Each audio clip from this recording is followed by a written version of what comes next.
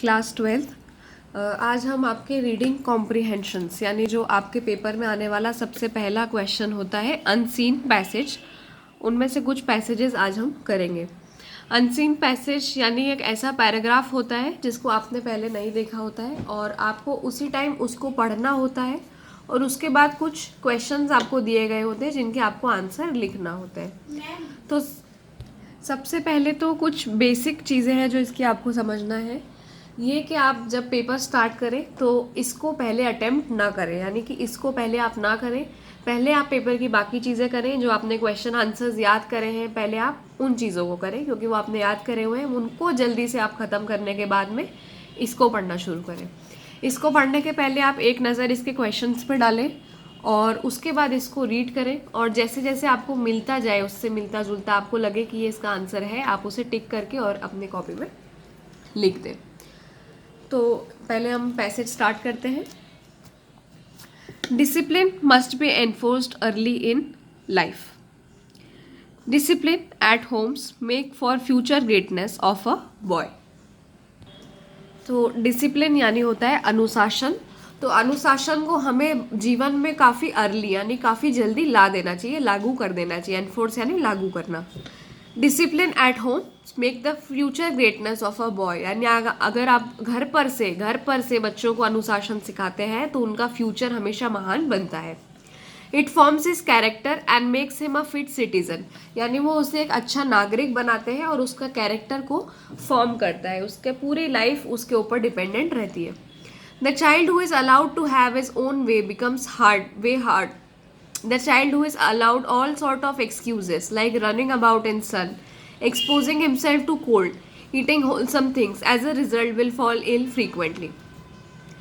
यानी जिस भी बच्चे को सिर्फ उसके तरीकों पर छोड़ दिया जाता है वो अच्छा नहीं बनता है। यानी अगर आप एग्जाम्पल के लिए माने कि हम हर चीज़ की अति करें, एक्सेसेस यानी अति कर दें हम, जैसे वो पूरे टाइम धूप में घूमता रहे बच्चा, ठंड में घूमता रहे, एक्सपोज करे खुद को वहाँ जाकर, या ऐसी चीज़ें खाए जो बाहर की गंदी चीज़ें होती हैं, तो इसका नतीजा क्या निकलेगा कि वो बीमार पड़ेगा ज़्यादा, बार बार, फ्रीक्वेंटली यानी बार बार। A child whose habits have been discipline, यानी एक ऐसा बच्चा जिसकी जो आदतें हैं उनको हमने अनुशासन में कर दिया है। Who has been taught to rise early, जिसे जल्दी उठना सिखाया गया है। अटेंड हिज लेसन प्रॉपरली, यानी उसे क्लास जाना सिखाया है। Take physical exercises at the proper time, जिसे हमने सही समय पर एक्सरसाइज करना बताया है। And avoid thing that are injurious, यानी ऐसी चीज़ों को इग्नोर करना, अवॉइड करना जो उसके लिए हानिकारक है, ऐसी चीज़ों पर ध्यान ना देना। ये सब चीज़ें अगर हमने उसे सिखाई हैं तो will grow up to be a useful member of the society, तो वो एक समाज का एक काफ़ी ज़रूरी हिस्सा बनेगा, एक ज़रूरी मेंबर बन जाएगा। द स्पॉइल्ड चाइल्ड, यानी बिगड़ा हुआ जो बच्चा है, who has been allowed to run his own course will show vice in younger days. His parents would wish that he had not been born at all, तो ऐसा बच्चा जो है जो बिगड़ जाता है वो आगे चल के अपने रंग दिखाता है और उसके माता पिता फिर सोचते हैं कि काश ये पैदा ही ना हुआ पड़ता। तो हम इसके क्वेश्चंस पे आते हैं, किस तरह के क्वेश्चंस हैं। ये आपको किसी भी तरीके के क्वेश्चंस आ सकते हैं, 1 लाइन 2 लाइन, या फिर इस तरीके के ऑब्जेक्टिव्स आ सकते हैं, या फिर आपसे कुछ ग्रामर से रिलेटेड क्वेश्चंस पूछे जा सकते हैं, वर्ब नाउन वगैरह के। तो आप उन चीज़ों को ध्यान से देखें। What does discipline do for a child?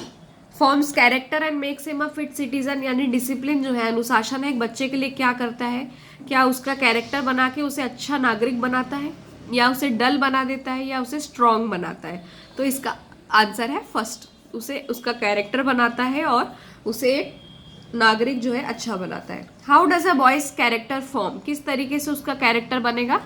हमने देखा है डिसिप्लिन से तो बनेगा ही। ध्यान से क्वेश्चन पढ़े, आप सिर्फ डिसिप्लिन को देखकर आंसर नहीं लगा सकते। उसके बाद वाला भी ऑप्शन देखें, वहां लिखा है बाय गुड हैबिट्स, तो जी हाँ, दोनों चीजों से कैरेक्टर बनता है। तो हम तीसरा ऑप्शन लगाएंगे, both the above.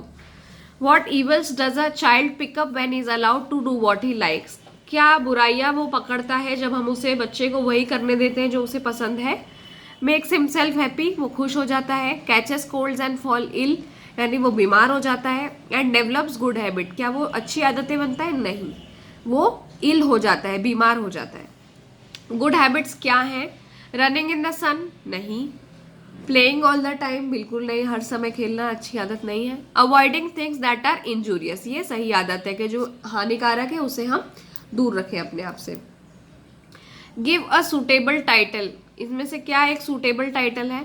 Importance of discipline, running या प्लेइंग? तो इंपॉर्टेंस ऑफ डिसिप्लिन एक सही टाइटल है। अब जैसे इस क्वेश्चन में तो आपको ऑप्शन दिए हुए थे कि टाइटल क्या सही है। बहुत बार ये क्वेश्चन अकेला लिखना आता है और आपको खुद मन से सोच के लिखना पड़ता है कि क्या लिखें। तो जब भी आपको टाइटल देना हो, पैराग्राफ आप ध्यान से पढ़ें, आप देखें कि पूरा पैराग्राफ जो है वो किस चीज़ पर बेस्ड है। अगर वो किसी एक इंसान के ऊपर बेस्ड है, जैसे मान लीजिए कोई आता है पैराग्राफ आपको लिखने के लिए महात्मा गांधी के ऊपर, और आप देखते हैं कि पूरा जो पैराग्राफ है उसमें महात्मा गांधी के बारे में बताया गया है, तो आप अपने दिमाग से सोचिए कि इसको क्या टाइटल हम दे सकते हैं। ठीक है, the father of nation title दे सकते हैं। तो इस हिसाब से आप सोचिए, जैसे ये पूरा पैराग्राफ डिसिप्लिन यानी अनुशासन पर बेस्ड था, तो आप इस पैराग्राफ को इंपॉर्टेंस ऑफ डिसिप्लिन टाइटल दे सकते हैं, यानी अनुशासन की क्या जरूरत है हमारी लाइफ में, दे सकते हैं। Right antonym for the word discipline, यानी डिसिप्लिन जो है उसका आपको एंटोनिम देना है। एंटोनिम और सिनोनिम आपने ग्रामर में पढ़े होंगे। इस चैनल पे ग्रामर के भी वीडियोस डले हैं जिनको हम अभी लास्ट में लिंक कर देंगे, तो आप उसको देखिएगा। इंपॉर्टेंस ऑफ डिसिप्लिन के बाद में जो इसका एंटोनिम है, एंटोनिम यानी डिसिप्लिन का ऑपोजिट वर्ड हमको देना है। तो डिसिप्लिन का ऑपोजिट वर्ड होता है इनडिसिप्लिन।